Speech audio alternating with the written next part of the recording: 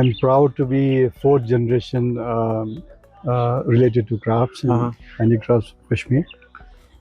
हमारी लीनियज जो है वो मीर सैयद अली हमदानी रहमतुल्लाह अलैह साहब से चलती है.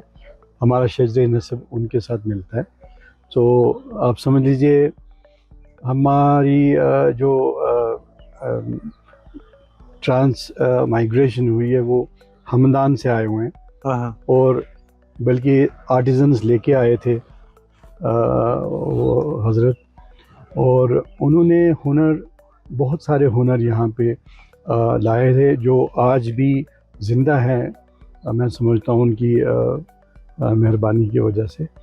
और उसके बाद जैसे हमारी फैमिली ने ज़्यादा शॉल वीविंग और एम्ब्रॉयडरी और कहानी और कारपेट्स ये इसमें ज़्यादातर मेहनत की.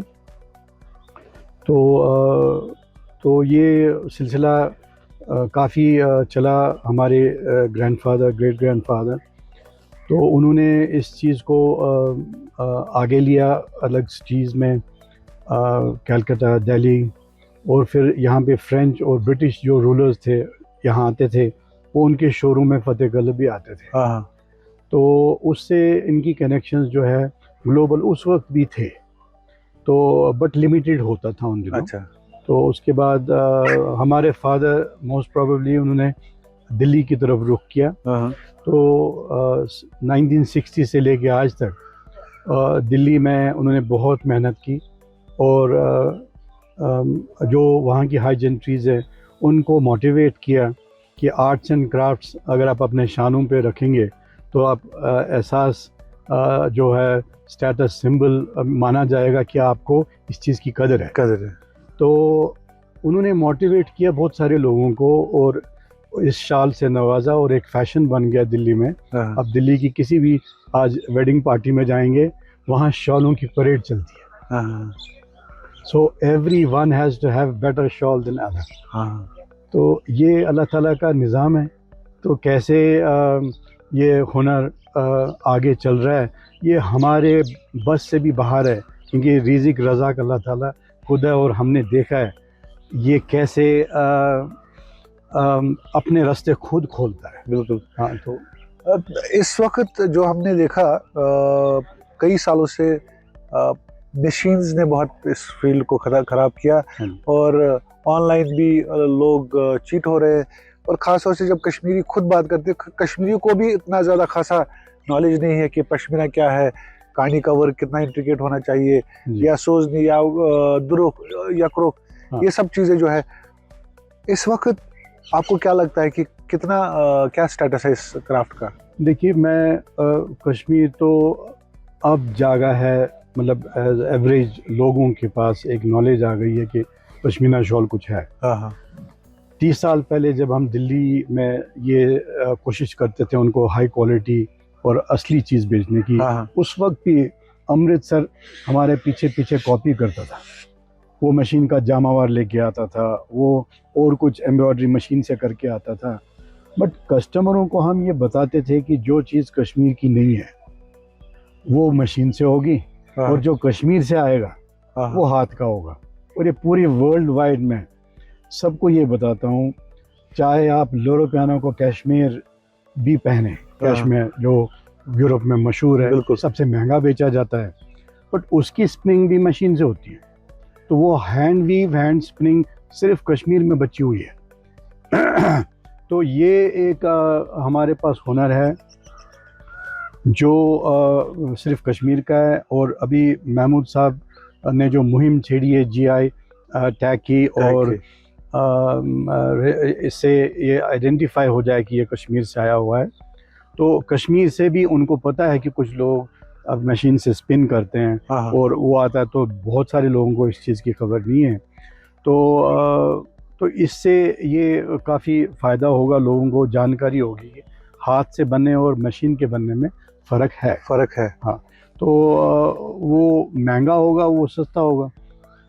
तो आपके पास एक बहुत अच्छा ये भी है कि आपने कलेक्शन रखी है, एंटीक कलेक्शन. जी. तो कैसे इनको एग्जिट करते हैं आप, और क्या दिमाग में था कि एंटीक्स रखने हैं? ये देखिए पैशन है, मैंने अपने फादर से उठाया है, क्योंकि उनके पास उन्होंने ये क्रेज़ दिल्ली में एक वक्त में 80s में बनाया हाँ कि उन्होंने कुछ ऐसे शॉल मंगाए जो पुराने थे, और वो भी इतने खुश हुए कि हम कश्मीर में इतना अच्छा हुनर रखते थे।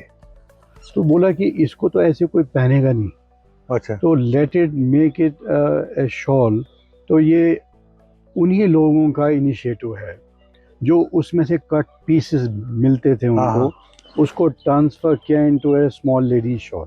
तो उसके पल्ले जोड़े, तो कस्टमरों को आगे प्रेजेंट किया as an antique textile from Kashmir, अच्छा पुराना।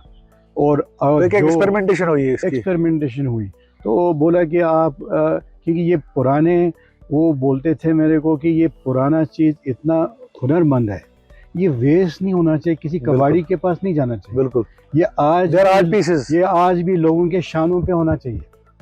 तो I think he was able to motivate people, और सक्सेस उन्होंने उनको ये किया कि इसको आप प्रिजर्व करिए, इसको पहन लीजिए, आप अप्रिशिएट करिए इस आर्ट को, और इससे आपका स्टेटस सिंबल बन जाएगा कि you are appreciate of art loves. Shah sahab हमने देखा कि बहुत कश्मीर में ना अब ये जो आर्टिजन फैमिलीज है, बहुत कम फैमिलीज अब इसको आगे बढ़ा रही है। किसी आर्टिजन का बेटा जो है वो किसी और प्रोफेशन में जा रहा है, जी या तो वो पढ़ रहा है और he doesn't want to carry on this legacy. जी। तो आर्टिजन्स कम होते जा रहे हैं, हाँ हमारे मेकर्स बहुत कम होते जा रहे हैं। तो क्या ये एक it's a challenge for us? Challenge है, because if we see the history western world में, मैंने क्राफ्ट्स और बाकी चीज़ की हिस्ट्री पढ़ी है कि जब तक वो डेवलप कंट्रीज़ नहीं थी तो आर्ट्स एंड क्राफ्ट चलता था। हाँ, तो जैसे ही वो डेवलप हुई, इट वाज सब ने छोड़ दिया आर्ट्स एंड क्राफ्ट, क्योंकि ये मेहनत का काम है, इसमें मेहनत कशी चाहिए, ये पेन लेना है, और ये ज़रूरत होनी चाहिए।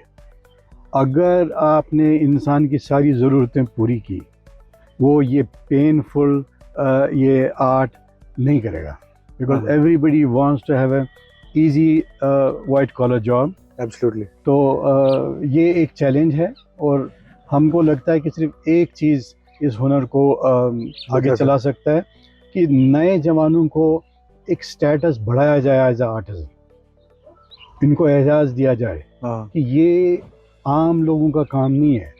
आम लोग पढ़ते हैं और गवर्नमेंट जॉब ढूंढते हैं या और कोई जॉब करते हैं, बिल्कुल। बट जो ये आर्ट का काम करेगा, इट्स अ वेरी स्पेशलिटी। तो इसमें एक कंसर्न ये भी है कि चूंकि वर्ल्ड क्राफ्ट काउंसिल यहाँ पे पिछले 2-3 दिनों से है, and there are series of meetings going on, forums have been created, but what we generally see, artisans don't get a dignified living.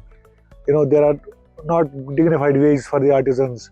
So you as an expert, you as someone who is into this field from last many years, you are the 4th generation businessman in this. So how do you see this all happening? Because this is at the end of the day is going to affect the overall production. देखिए, ये जो बाज़ार है, ये इसको control करना बड़ा मुश्किल है, बट मैंने देखा कि ये अल्लाह ताला का निज़ाम है। जब वेजेस 30 रुपीज़ भी थी, उस वक्त भी उनको वो कम लग रहा था। अच्छा, 30 साल पहले, मगर बन रहा था।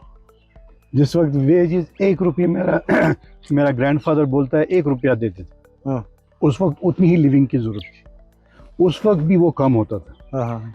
आज अगर 350 है, आज के डेट में ये बहुत कम है, क्योंकि मजदूर 700 रुपये लेता है। सही बात है। तो हाँ, उसको मेहनत बहुत होती है फिज़िकली, बट इसको मेहनत होती है एक जगह बैठने की, और वो हुनर से इंटरेस्टिंगली, पेशेंसली काम करने की।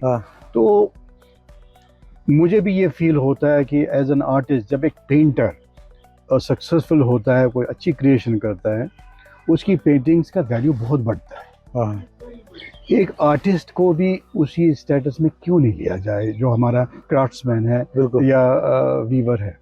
अच्छा, दूसरा ये कि अब हमने देखा कि कुछ ऐसे ब्रांड्स या कुछ ऐसे नए लोग आए हैं जो इंस्टाग्राम पे जाते हैं या फेसबुक या सोशल मीडिया का यूज़ करके कुछ शॉल चला लिए, और and then exploitation also begins, you know. देखिए, ये हमेशा हमारे साथ साथ होगा, because there are always negative people in the market, जो उनका दिमाग ही नेगेटिव चलता है।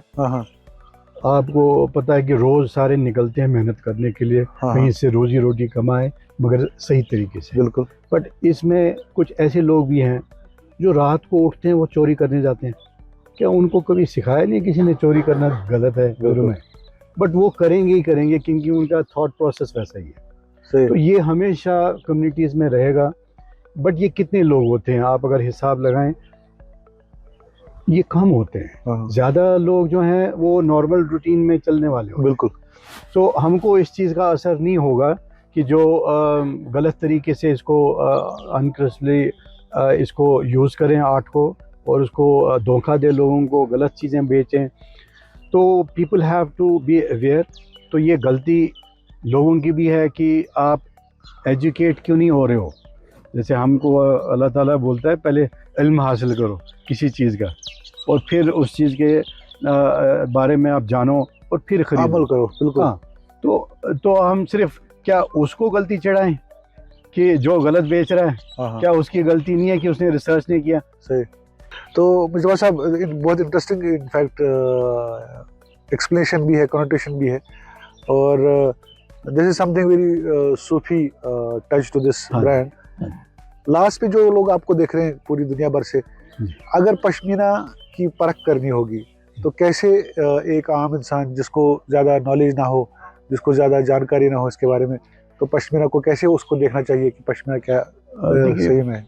पश्मीना को देखने के लिए देखिए बहुत सारे वसाइल हैं, बट मैं ये कहता हूँ for a layman it's very difficult to understand. जो भी सॉफ्ट चीज़ वो समझते हैं पश्मीना होना चाहिए, बट 10 साल पहले, 15 साल पहले तक ये ठीक था, क्योंकि अवेलेबिलिटी जो थी सिर्फ प्योर पश्मीना था या रफल था, वूल था। हाँ, अब इसमें इतने ब्लेंड्स आए हैं, इतने यार्न्स आए हैं कि अब कस्टमर वाकई में परेशान होता है सही। कि यार ये भी सॉफ्ट है, बट ये हम देखते हैं ये वूल लेके आए हो और उनको पश्मीना के नाम पे बेचा होता है। हाँ, तो मेरे ख्याल से जैसे पश्मीना जब लेने की आप बात करो, जैसे आप एक ज्वेलर के पास जाते हो, कि हम ऐसे ज्वेलर के पास जाएं, पहले उसके साथ ऐसी रिलेशन हो कि अगर कोई चीज़ में कोई फ्रॉड निकला, प्रॉब्लम निकली, हम आपके पास वापस आएंगे आपको देने। जब तक ये रिलेशन आप डेवलप ना करो, उससे लेना नहीं चाहिए, बिकॉज ये आप ज्वेलरी से कम नहीं है। Pashmina shawl is an expensive item. Absolutely. So why do you want to buy from online or unscrupulous dealers जिनको पता ही नहीं है ये क्या है? And who don't have the legacy? हाँ, तो आप क्यों आप किसी ऐसे शख्स को ढूंढिए, ऐसे शॉप को ढूंढिए, ऐसे जिसकी कोई हिस्ट्री है, और वो आपको सही चीज़ बताए हाँ, और सही चीज़ दे। और जो महमूद साहब ने अब ये किया है कि इसमें GI स्टोरीज नहीं चलेंगी, अब GI टैग आप देखना शुरू करो, it's a very good initiative. इसमें स्टोरीज भी नहीं चलेंगी, जो है वो सामने आएगा, सही बात है। विच इज़ अ वंडरफुल जो इस चीज़ को काफ़ी मदद देगा और इसको बढ़ावा भी देगा हाँ। इसके लिए। But definitely you should buy pashmina from the people you know, and it's like a jewellery, कि उस आदमी से लें जिसके साथ आपकी रिलेशन हो। It shouldn't be one time buy. बिल्कुल। तो वन टाइम बाय, और सबसे इम्पोर्टेंट बात आपने कही कि जो भी पश्मीना लेना चाहे उनको एक लेगेसी डेवलप करनी है, उनको एक कनेक्ट डेवलप करना है उस सेलर से, उस आदमी से जहाँ से वो लेते हैं, या उस ब्रांड से जहाँ से वो लेते हैं। और उसके बाद ये जब डेवलप होता है ये कनेक्शन, तब जाके आप उस पर भरोसा भी कर सकते हैं, और उसके बाद आपको ये भी होगा कि आप सही चीज़ ले रहे हैं। इसकी मिसाल मेरा फादर है, सैयद मसूद शाह। हाँ, he is a brand itself इन दिल्ली के घरों में। जो भी बड़े घराने हैं दिल्ली के, हाँ, उनके हाथ के शॉल हैं उनके पास। ट्रस्ट जो उन्होंने क्रिएट किया है 30 साल में, 40 साल में, हाँ, इट्स बाय शोइंग प्रैक्टिस, कि कहीं पे भी उन्होंने उनका शाल दिखाया किसी को, बिल्कुल हर वक्त से उनको एथेंटिसिटी मिली Authenticity कि ये मिली। अच्छा चीज़ है। ना उनको पता है ब्रांडिंग की, ना उनको पता किसी चीज़ की। मगर अगर नॉर्मल आदमी एक चले, 1-to-1 कनेक्ट। हाँ, और सीधे चले और ऑनेस्ट हो, सिंसियर हो अपने काम में, बिल्कुल। तो आई थिंक अल्लाह मददगार हो। शाह साहब, I think will conclude on that note कि एक ऑनेस्ट अप्रोच और ऑनेस्टी के साथ जिस भी काम को लिया जाए तो उस काम में आपको कामयाबी मिलती है। बहुत बहुत शुक्रिया and we wish you all the best for your future and thank you, बहुत बहुत शुक्रिया।